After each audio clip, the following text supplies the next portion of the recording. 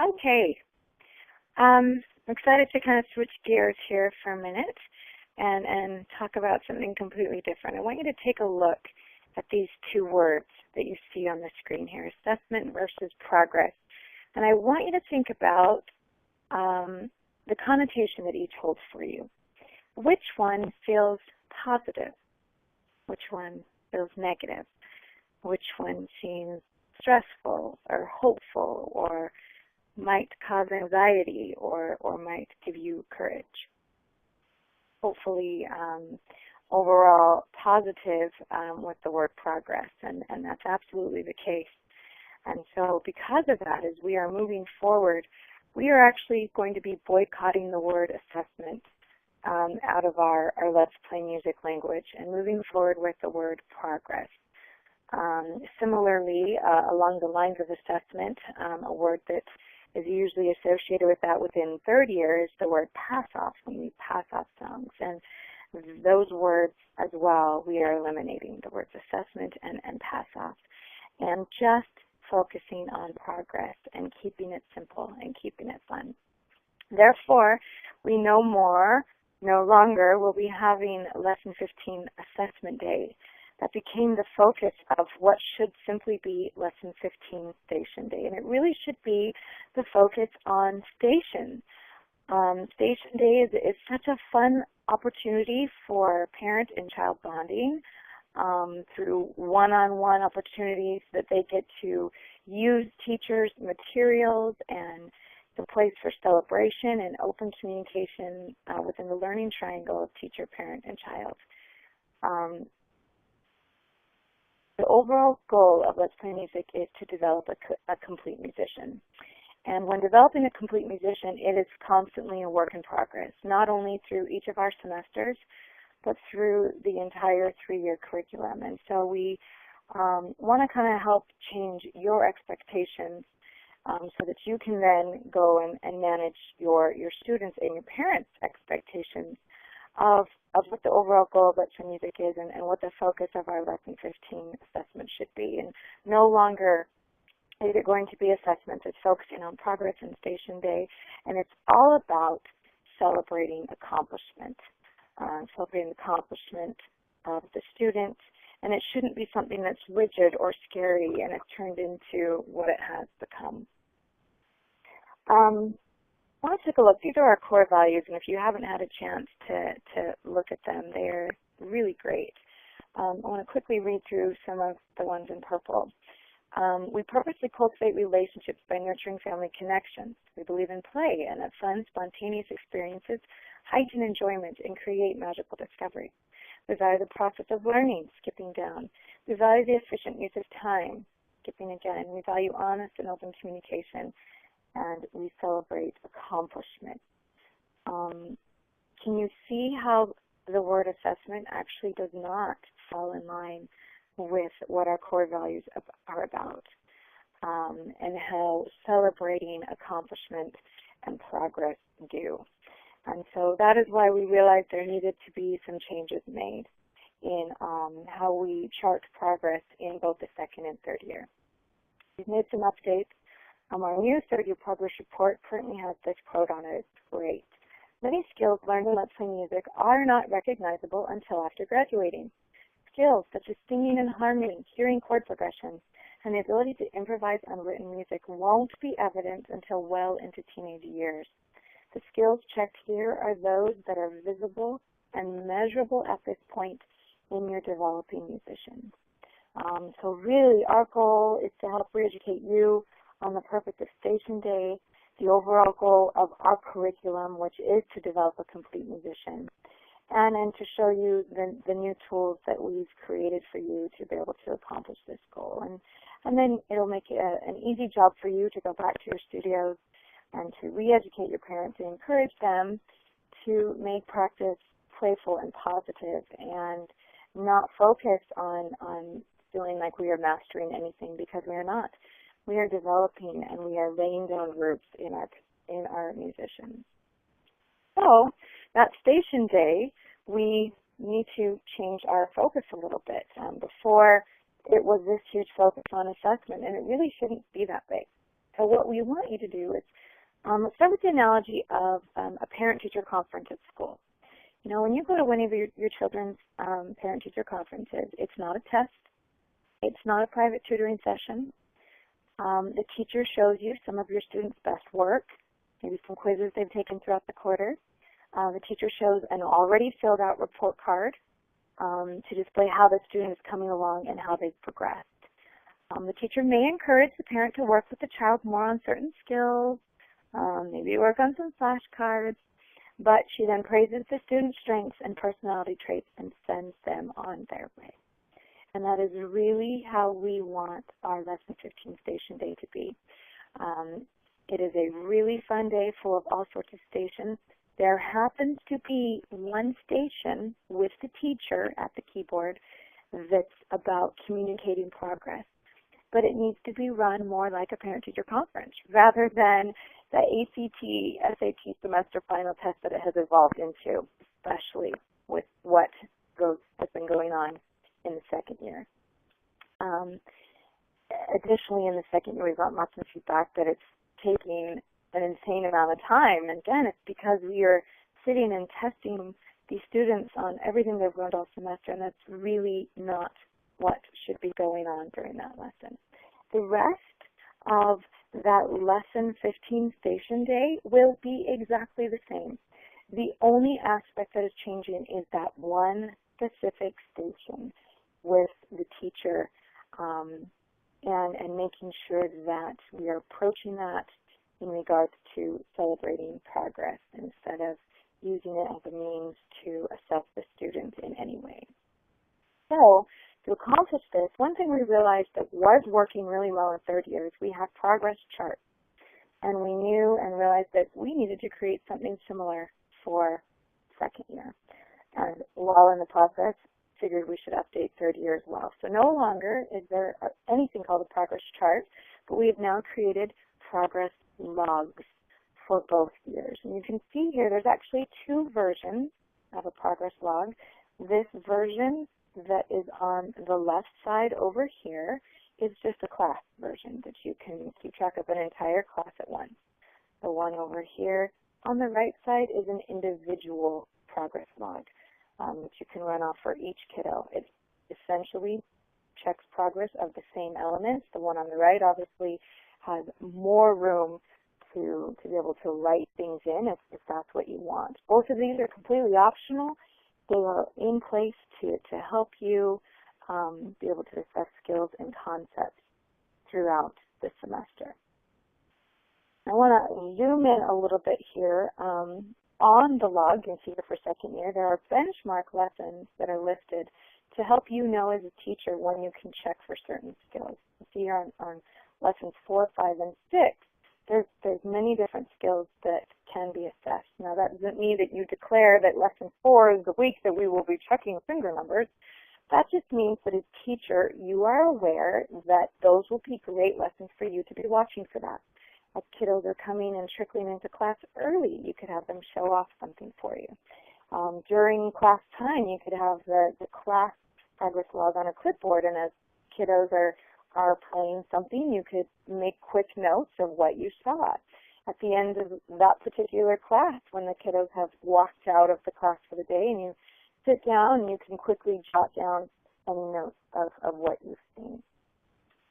Not meant to be stressful in any way. You're not announcing that you're assessing. If anything, you can encourage them to show off for you. But it's natural and ongoing so that the bulk of your progress reports are already assessed throughout the semester and you're not saving it for that lesson 15, which will save you on time and allow that station with the teacher and parent and child to truly be in the form of a parent-teacher conference.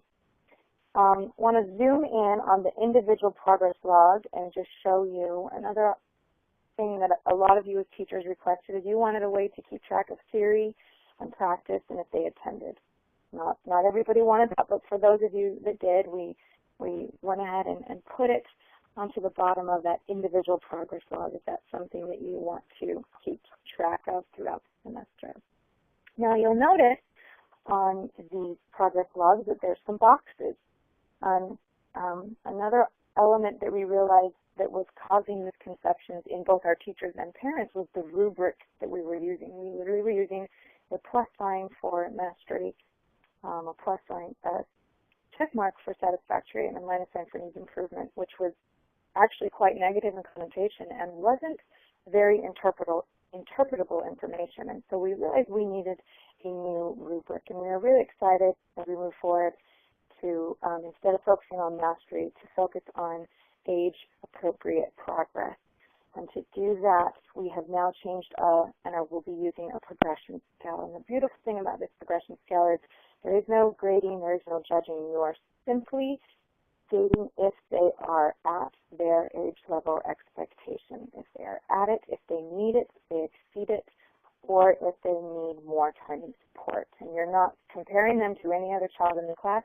You are simply comparing them to them of what your progress expectations for them should be, could be, knowing their age and their capabilities. And it becomes information that is descriptive and self-explanatory. And this change helps to keep parent expectations realistic and to positively emphasize the progress that we are making rather than feeling like you have to do mastery and check marks so that a parent feels like their student is doing what they need to do. We are really excited with this progression scale. So I wanted to show you the old green progress report versus the new. Essentially, the same content will be getting assessed between these two, but you'll notice, I'm going to zoom in here a little bit closer so that we can see, you'll notice lots of boxes. Look at D for a minute for me. Now that I identified bug rhythms, and on this old progress report, your kiddo would master the bug and the caterpillar and the beetle and the slug. They'd always mix up grasshopper and cat and butterfly, and so you'd get plus signs on the ones, and you put minus signs on those, and you're scribbling notes left and right. And in the box, you put, I don't know, a combination satisfactory with a minus sign and a plus sign. It wasn't useful information. So you can see over here on the new progress report in that box of identifying bug rhythms, every single skill has a box. So truly you can see where they are at with every single skill or concept that we are trying to assess. And really for all our students, 3 is the goal.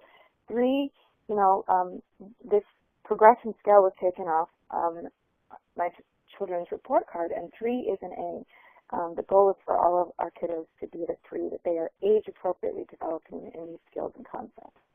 But with boxes for each one, it makes that process much easier.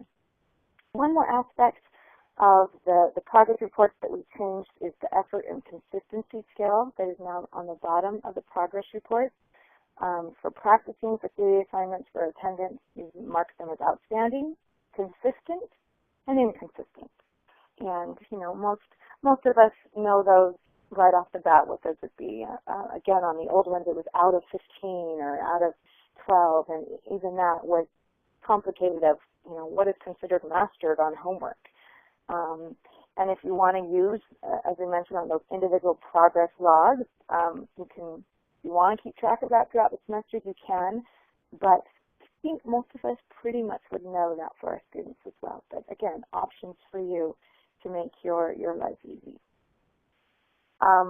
Just so that you see them, similar to second year, third year has progress logs as well. And that was something we had before, just not quite in this format with the boxes so that you could keep track of.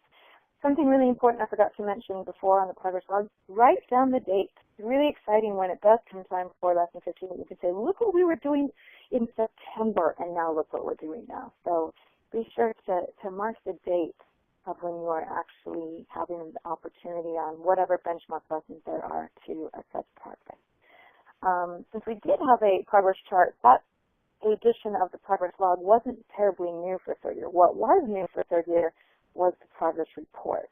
That's where we realized we needed some major updating happening, specifically in regards to our repertoire section.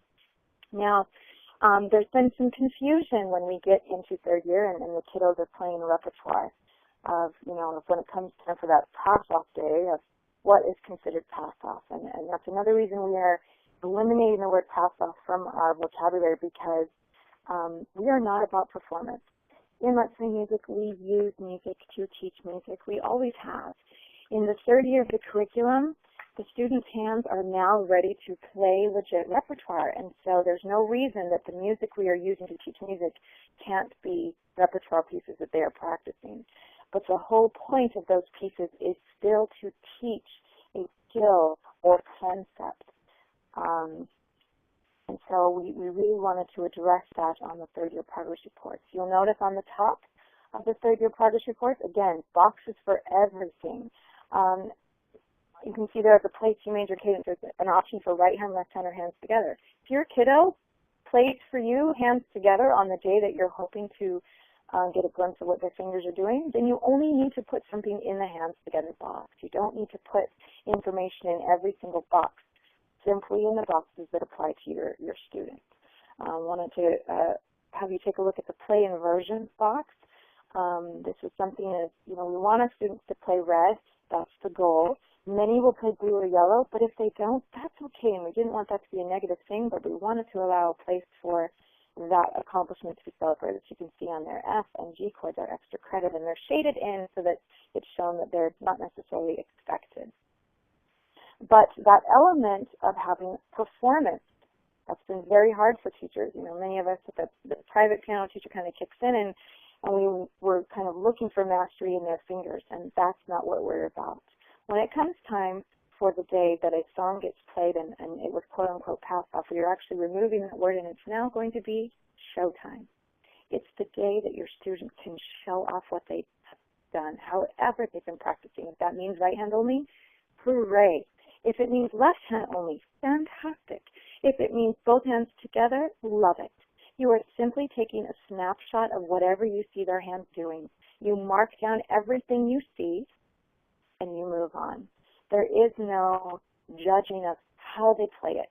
You are simply making a commentary of what you see their fingers doing that day. And you can see here on the progress report how that happens. For example, on cockles and muffles, you can see there are still skills that are being taught. We use music to teach music.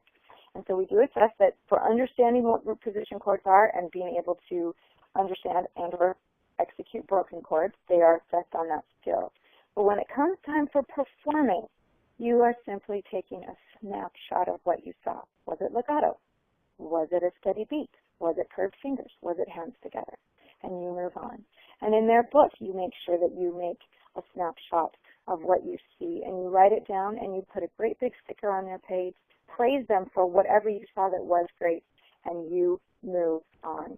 And that's all there is to it. There is no assessing of what their performance was. You simply are taking a snapshot of their hands for that day, and it's just a great thing. You can see this whole bottom portion of the progress report, how it's filled out.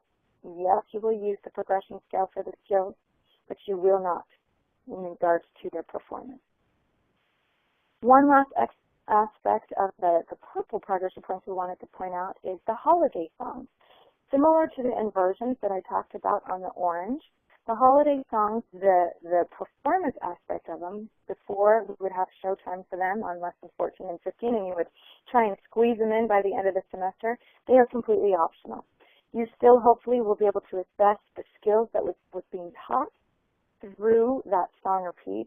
And if they come early and they have time and they want to show off that song for you, great. But if not, you move on and just encourage them to play those holiday songs for fun over the semester. Again, we are not trying to encourage that they pass off or master anything. And it really can be fun. If next week is showtime, I can't wait for you to come show off for me.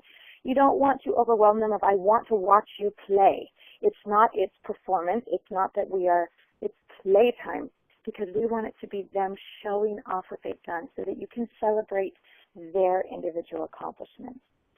So, exciting stuff.